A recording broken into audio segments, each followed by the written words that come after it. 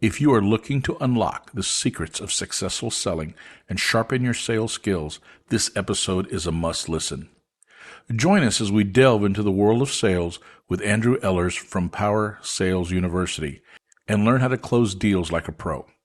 A trained salesperson or sales team is of paramount importance to any business. Regardless of its size or industry, a trained versus non-trained salesperson can have a profound impact on a company's success and bottom line. In this episode of Latino Business Report, we talk to professional salesperson and trainer Andrew Eilers about the importance of how a trained sales team is a critical asset to any business looking to grow and thrive. No matter what you or your organization sells or how you sell it, proper sales training will increase your gross sales. Our Sales University can teach you the fundamentals, the nuts and the bolts, and how to close a deal from A to Z. Listen to learn about the science of sales and learn a few tips on how to close a deal.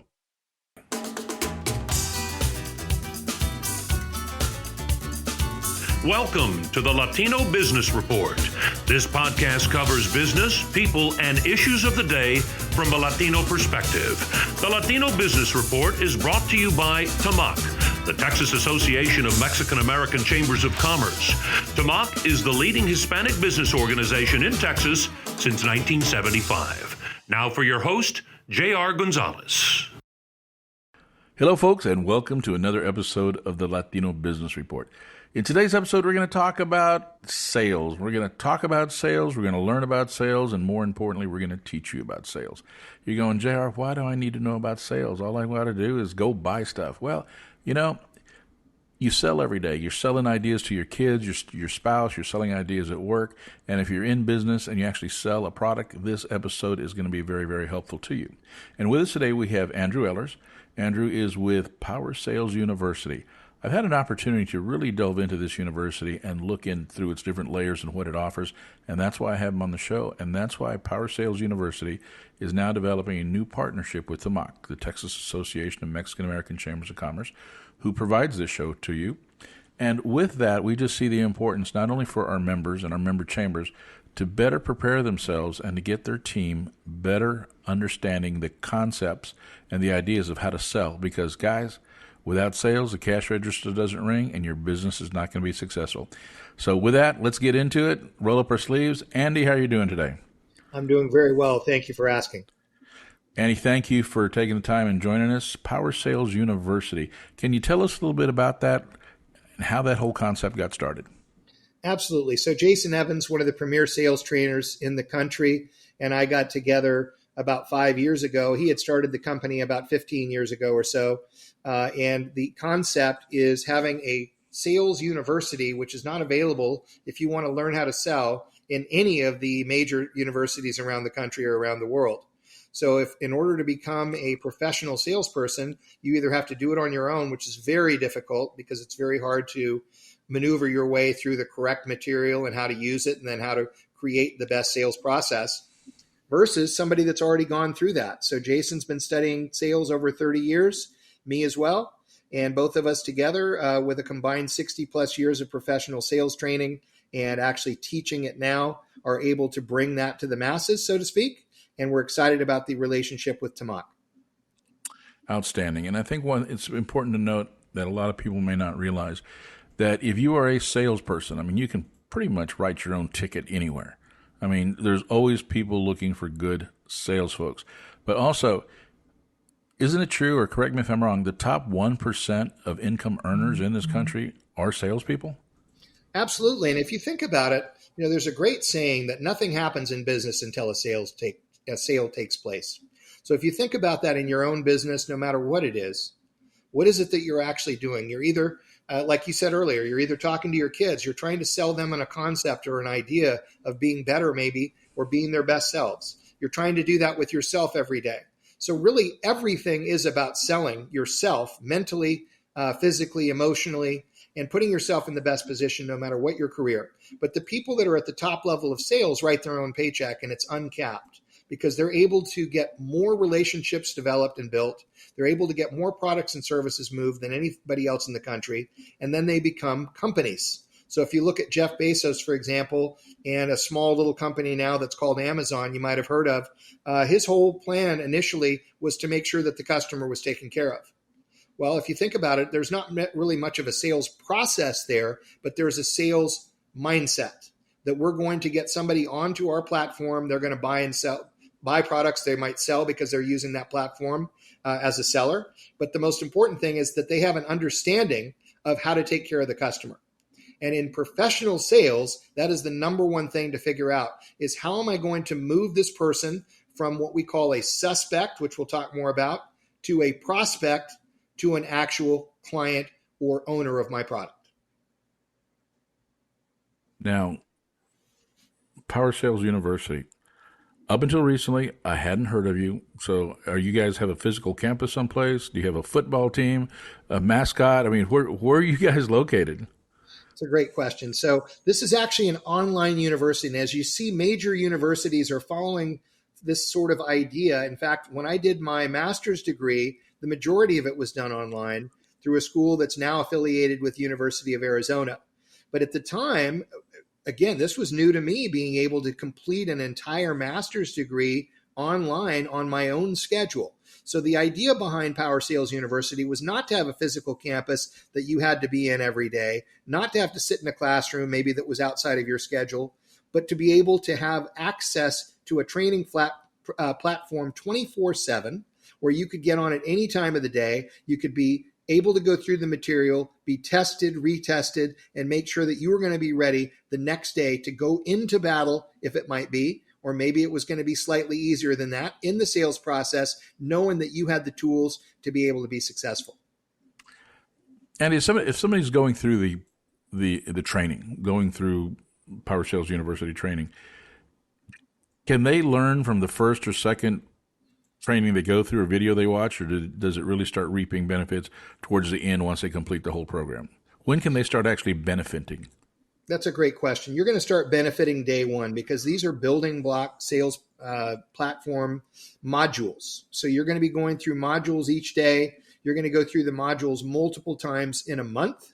So that way you know for sure that you've mastered the material. And again, the testing is there so that not only the owner can be aware of what's happening with his or her salespeople, but the salespeople can be aware that they are moving forward with their ability to master that process. And then every month they're going to have a new module that's going to open up with new modules individually. So a new lesson plan, we'll call it.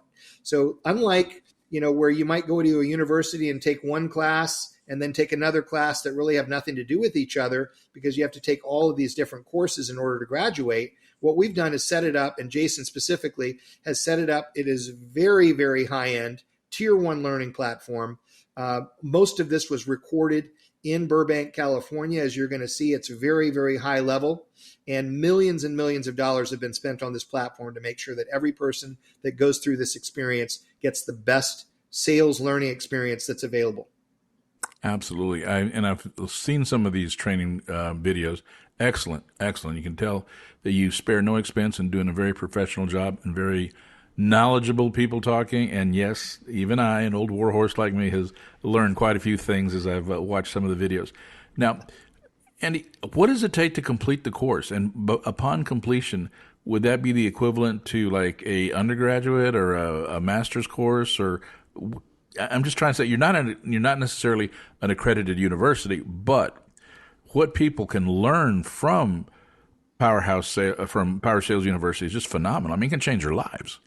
There's no doubt. And what's interesting about what you just said is just because you get a degree, as you and I both know, doesn't mean that you're ever going to use that and have any financial means as a result. In fact, most people are left in a heap of debt for many, many years, sometimes decades, before they're even able to get back to zero, if you think of it that way. So at the end of the day, what we've done is make this very affordable for people, no matter what size business you have, based on the number of people that you have, the number of people that are going to be learning. And as they go through the course, it could be 12 months, could be 24 months that they're going to be learning. It just depends on what their needs are. So if you've never sold a single thing in your life as far as products or services go, or if you've been selling for decades or anywhere in between, we're going to make sure that this platform brings to you what you need in order to improve your sales process, to put yourself in a better situation, to increase income, to increase revenue for your company. And all of those things are good for everybody. Okay. Sounds good. Give us an idea, Andy, of what are some of the biggest challenges companies face today with their sales team? Well, there's a thing that we call trained versus untrained, a concept. And if you think about it this way, if you went into a restaurant and you had a chef in the back in the kitchen area that was trained professionally, meaning that they had gone to some sort of a university to learn how to be a chef, versus somebody that learned in their own kitchen, maybe threw some recipes together here and there, but was really not professionally trained, and you were going to be spending top dollar with that individual restaurant for the food, which one would you probably choose? You'd probably choose the one that has the training that you know is proven training somewhere from a university that you could look up online and find out about and would be able to actually deliver the meal that you were expecting. Well, it's the same thing with salespeople. When they start with a company, they may get a little bit of product training, for example, in a retail store or a restaurant, how to wait tables, or how to sell a jacket to somebody at a men's clothing store, or how to sell shoes at a shoe store. But really, it's more clerking than it is selling, if you think about it. So when you want to be a professional salesperson and you're untrained, you have to go to some place like Power Sales University that can actually bring that professional training to you in a manner that you can learn it quickly and easily. And then in perfecting your own sales process, that allows you to be a trained person. So a company today that doesn't have those things and is simply doing some product training and throwing these people out to the wolves, so to speak, is putting themselves as a company and the individuals in a very precarious position. And I'm sure you'd agree with that, right? Yes, I would. Now, you do training, virtual training, and you use the example of a chef, a professionally trained chef in a school of who knows where, compared to somebody who's self-trained. Now, I don't think that watching every episode of Gordon Ramsay's Hell's Kitchen would actually train somebody to be a professional chef. But yet, I mean, it is a video platform, and that's what you guys are doing. So is it just watching videos, or how can you make sure that the person watching these training videos are actually learning or retaining the information? That's a great question. So if you were just watching us selling, then you probably wouldn't learn much. But what we're actually doing is introducing the concept of each module along the way, showing you then how to do it, having you pause the video with your sales team if you're all together, or if you're working with somebody one-on-one, having them be able to go back and repeat what we just did, and then you move on to the next module. So until they can actually repeat the concepts that we taught them in the training, you're not going to have them moving on to the next step. So imagine if you could do that in a cooking environment where you could say, okay, we're going to bake a cake, and they could go through each of the steps. And at the same time that you're watching the video, you're in a kitchen and you're baking a cake. And then at the end, you get the same result they do. That's how you would know it was actually working. That's what we do in our platform. Andy, I know there's a lot of interest in sales training, and definitely your Power Sales University. You have some pretty significant companies reaching out to you guys right now to train their people, correct? I mean, I hope it's not disclosing anything, but can you share some of those company names with us?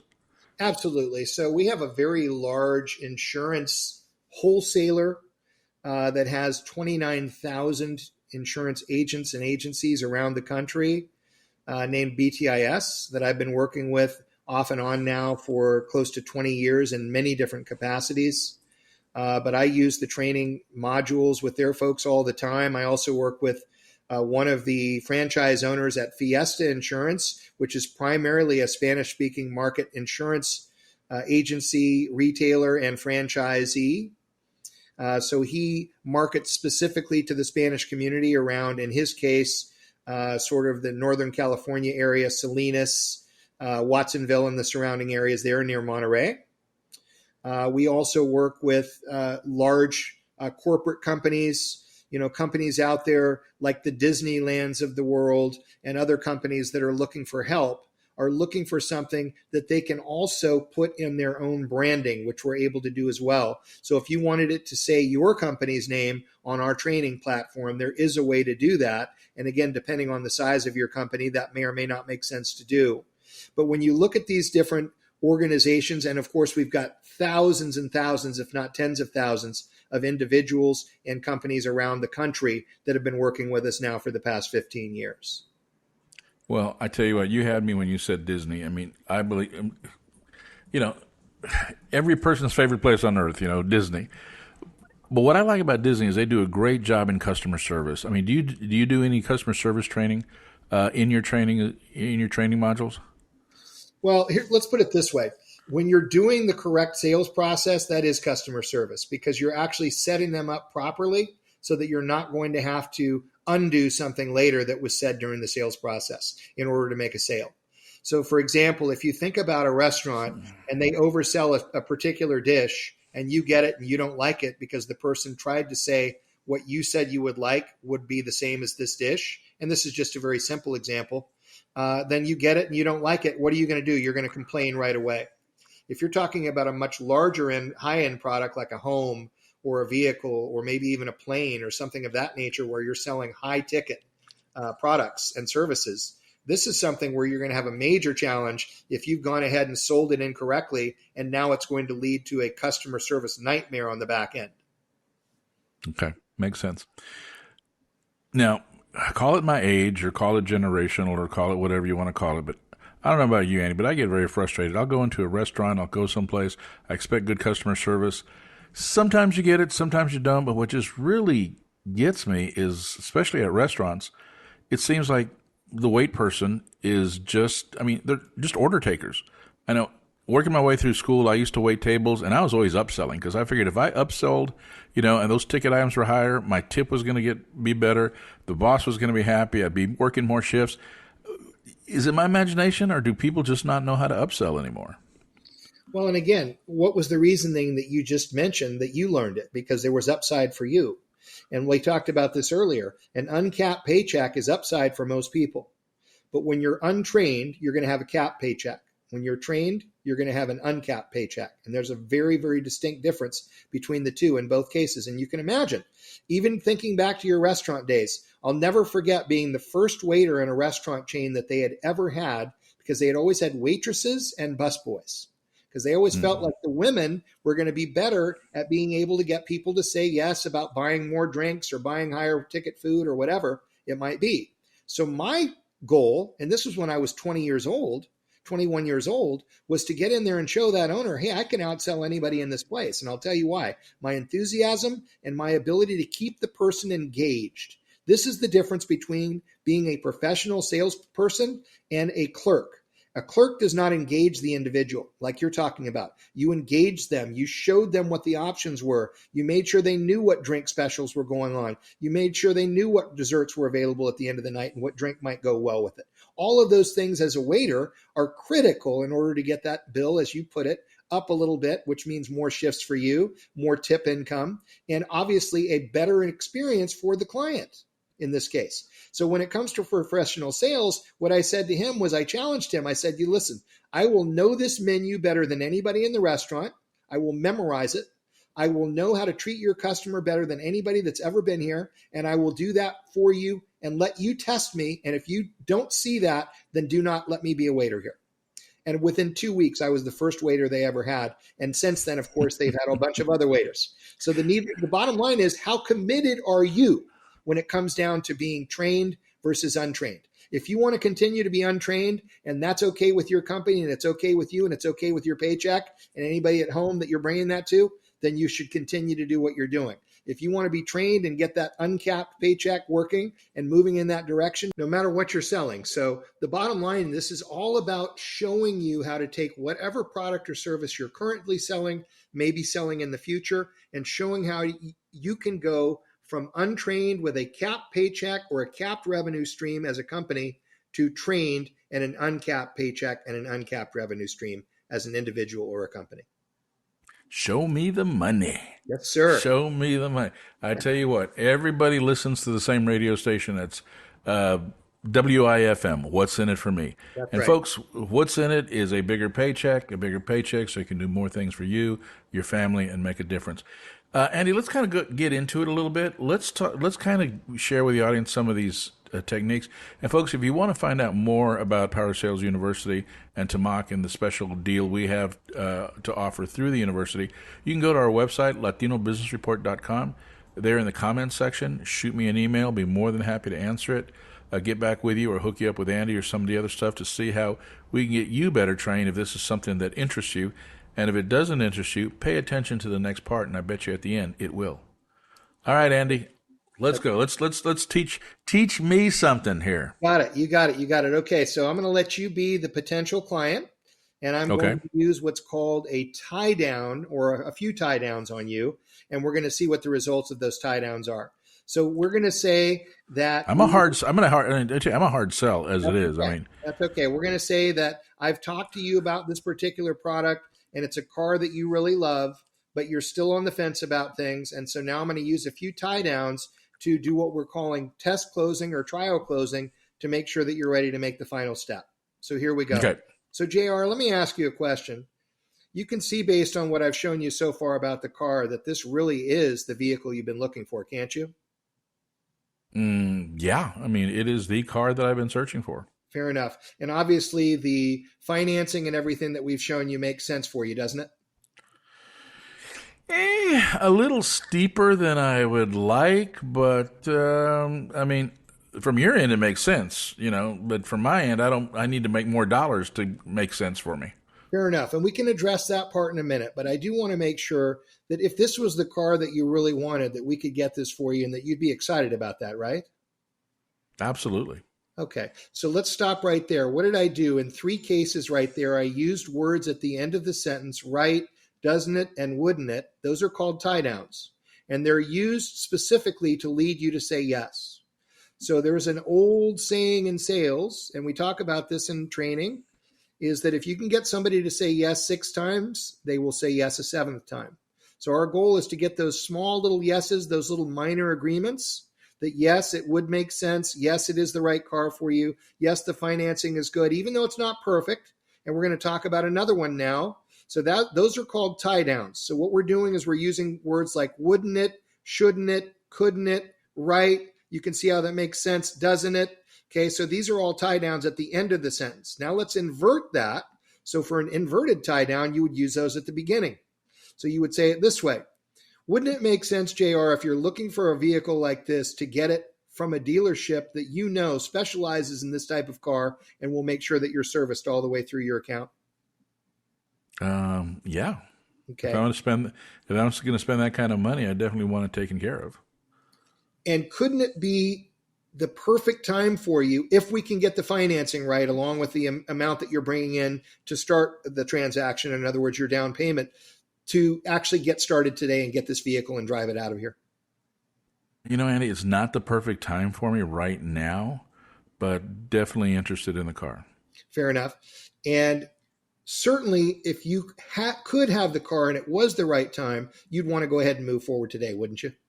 Well, it was the right time, of course. Okay. So what I did there is I switched from an inverted tie down back to a tie down at the end, wouldn't you? And you said, well, yeah, if it was the right thing. So now let's talk about the one that you've brought up a couple of times, either that the timing wasn't perfect or the money wasn't perfect. So now we're going to do something a little bit different. So this is a closing technique. When somebody says, and you can use these words, either it's too expensive or it costs too much. You can choose. So let me ask you a question, JR, based on what you've seen so far, is there anything that's holding you back from moving forward with this vehicle today? Yeah, money. It's too expensive, Andy. Fair enough. I honestly, I want this car, but I cannot afford it right now. Okay, fair enough. So let me ask you a question. When you say that it's too expensive, do you mind telling me how much too much you feel it is? Well, let me rephrase that. It's too expensive for me. Okay. I just do not have the money available to meet those type of monthly notes. Okay. Now, maybe fourth quarter is my busy season. Fourth quarter is when I make, I do better. So maybe first quarter. Maybe they've been in next year, but right now I cannot afford this car. Fair enough. As much as I love it. Fair enough. So you're saying that there's no way, regardless of the situation, that this car makes sense for you financially. There's no way you can come up with the money for the down and to make those monthly installments. Is that correct? Well, in no way is such a strong absolute. I mean, I may have a rich relative that passes away and leaves me money, but then I But don't you're have any saying, rich relatives, so that we're getting that one out of the factory. sure. But I just don't see it. I don't see it happening. Okay, so currently what you're saying is you're not in the position financially to take on this initial amount and the monthly amounts in order to have this vehicle. Is that correct? That is correct. Okay. So now what we just did, and this is something that all salespeople that are trained would know, is that we uncovered a condition. So unless this person is lying to us, which there's no way that we can look into your account and tell what you really have. But if the reality is you do not have the money to cover the initial amount, what we call it, as opposed to a down payment, which is a nasty word. People don't like down payments, but they're okay with Right. initial amounts. People don't like monthly payments, but they're okay with monthly amounts. So what we're looking for is how much are they actually short here? So if he says there's just no way I could do it. So how far apart are we would be my next question. Can you give me an answer to that one based on our scenario? Oh, how far apart are we? I would say in the range to about 7 to 8,000. Okay. So let me ask you this then, based on that 7 to 8,000, realistically, what's the soonest that you would be able to have that money in your hands if you wanted to move forward?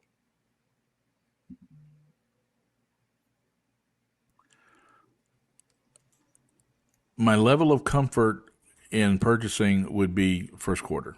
Okay. So you're saying it would be several months. Be several months from now, yes. Okay. So now we're going to stop. So this is a condition. So there are 3 conditions that we can't do anything about. No money, no credit, and poor health.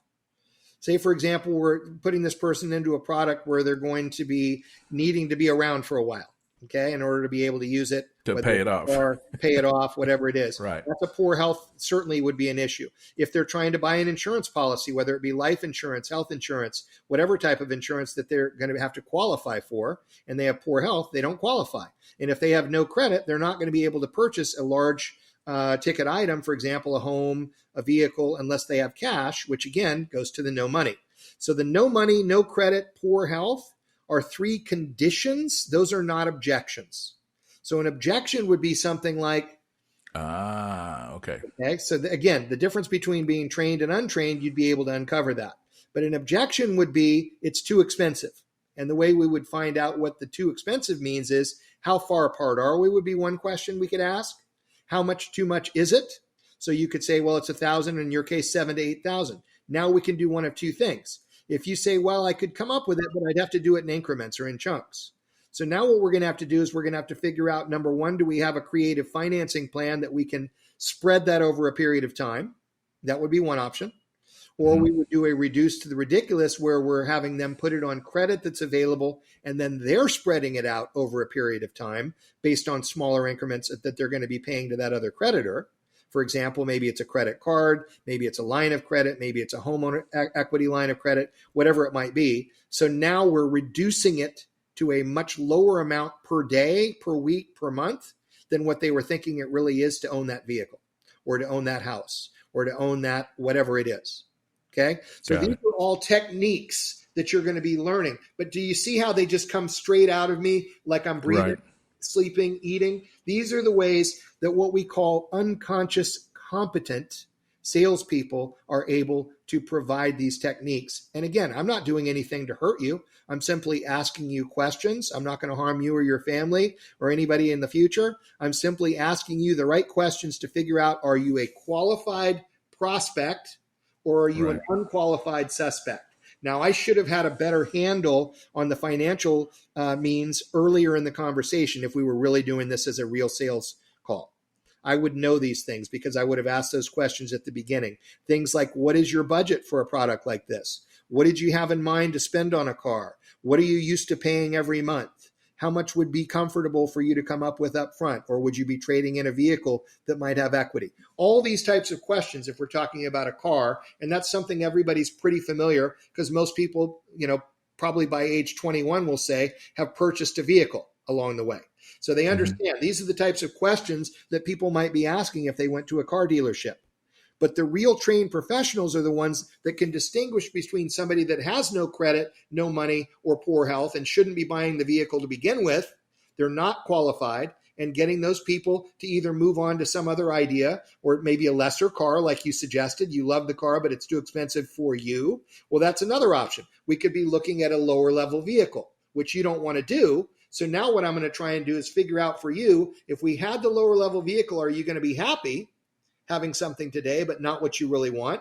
Or can we figure out a way to do what we call expand the budget, which is another closing technique? Well, what if there were a way that we could expand your budget a little bit, JR, and put you in the vehicle that you really want? Is that something you'd be willing to take a look at? So what am I trying to do? I'm trying to open up the possibilities for you, knowing that it may not work, but at the end of the day, I have given you every opportunity to get what you really wanted and what you came in for versus something that you're settling for. Make sense? Makes sense. So in overcoming those objections, if you will, giving away 2 or 3 kids to the state is probably not an option when it comes to saving money or finding the extra revenue.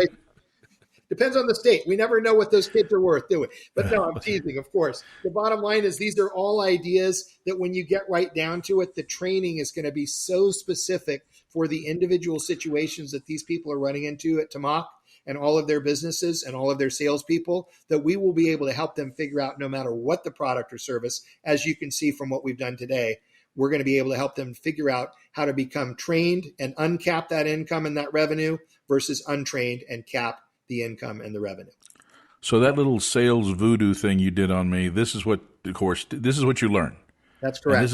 And plus much, much more. I mean, you got a 24-month course filled with little filled with nuggets of knowledge and information that can make you a very wealthy person. I mean, if that's the course you chose to do. Okay. There's no doubt. And no matter what, again, the product or service, this is a lifetime course. It's taught over 24 months. But the reality is it will give you in your mind a master's degree, as you suggested earlier, in sales. And you will never have to take another course as long as you use these techniques on a daily basis. You perfect the use of these and you make sure that every single person you're talked to is being served as if it was your own family member. Got it. Well, Andy, thank you so very much. I know we could go on and talk about this, but we are limited with time. Do you have anything you'd like to leave with us before we go? Absolutely. So, when I started initially in my career, it was in the insurance arena, and it was under commercial insurance, specifically working with businesses every day.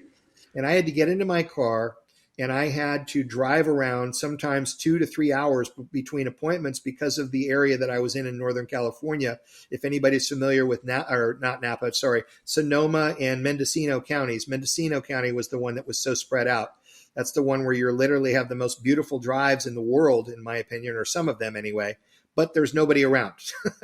So during all of that time, I was turning my car into a classroom, meaning that I was listening to tapes, CDs, whatever I could listen to that would teach me how to be a better salesperson. And this was 35 years ago that I started that journey. So here we are today, fast forward. Jason was the same. When he started out in gym membership sales and then got into mortgage sales, all these different things, he was a failure at gym membership sales initially, car sales, because he didn't have any training. He got into gym membership sales, became excellent at it, and then got into mortgage sales and became excellent at that, and then figured out, hey, if I could teach other people how to do this, they would be happy for the rest of their lives. And I took that same path and have written several books on the subject of sales and have worked with several of the top people in the world in sales, including some of the names we talked about already. But the most important thing that I would leave with Tamak and all of the listeners to your podcast right now is that being trained is the best feeling, and being unconscious competent allows you to uncap your paycheck for the rest of your life. Got it. As I tell people, I'm not here to sell you something. I'm here to give you a solution. There you go. So the solution for a more prosperous life as far as revenue generation, for those who, we have a lot of listeners who are probably in sales already. This is a great way to improve your sales. And if you may be looking at a career change or even in the same career, sales is sales. You can sell, we're talking about, with these techniques, you can sell anything from an actual tangible product to a concept. Absolutely. Or run for president of the United States. Who knows? Absolutely. With that, Andy, thank you once again for being with us. My name is J.R. Gonzalez. I'm your host. You've been listening to the Latino Business Report. If you'd like to find out more about Power Sales University, please go to our website, latinobusinessreport.com. And if you go to the podcast notes under this episode, we'll have a link to their website and some other information of how you can find out more about Power Sales University. And more importantly, how you can team up with Tamak to get some of this training at a very, very, we have some great opportunities for you. Look us up. We always like to hear from you. And to my folks out in the Atlanta, Georgia area, thank you very much. I know I'm going to be making a trip out there at the end of the month. I hope to see some of you soon. And yes, I will bring bling. And Andy, I have a question for you. Yes. You used to listen to sales tapes on long drives, and so what do you listen to now when you have long drives? Well, a lot of times now, what I'll listen to is motivational material, and I continue, even in my own journey, to look at power sales material all the time because I want to continue to stay sharp. One of my favorite books, if you remember, was The 7 Habits of Highly Effective People by Stephen Covey, and one of those is Sharpen the Saw. So if you think about keeping your saw sharp when you're in sales for the rest of your career, you're always going to be studying, you're always going to be learning, and this is what we teach in our program: never stop learning. Never stop learning. I think it's great advice. And Andy, I hope that you take your own advice, because to learn even more, especially about the Latino community on those drives, you should listen to the entire library of the Latino Business Report. And you can find it at the latinobusinessreport.com. And for those of you who prefer YouTube, we have the audio version, our complete library on YouTube as well. Once again, latinobusinessreport.com. We have Hispanic Heritage Month coming up. And during the month of September and through part of October, we're going to start giving away some actual bling and product from some of our sponsors. Guys, have a great day. Remember, we all listen to the same radio station, WIFM, What's in It for Me, and you deserve the best in life. And to get the best in life, unfortunately, sometimes you need a little bit of cash to help you along. So let's make sure that look at this course, look at it, improve your position, learn from it, and let's see if we just can't be a much wealthier nation. Absolutely. Thank you. All right, guys. Have a great day.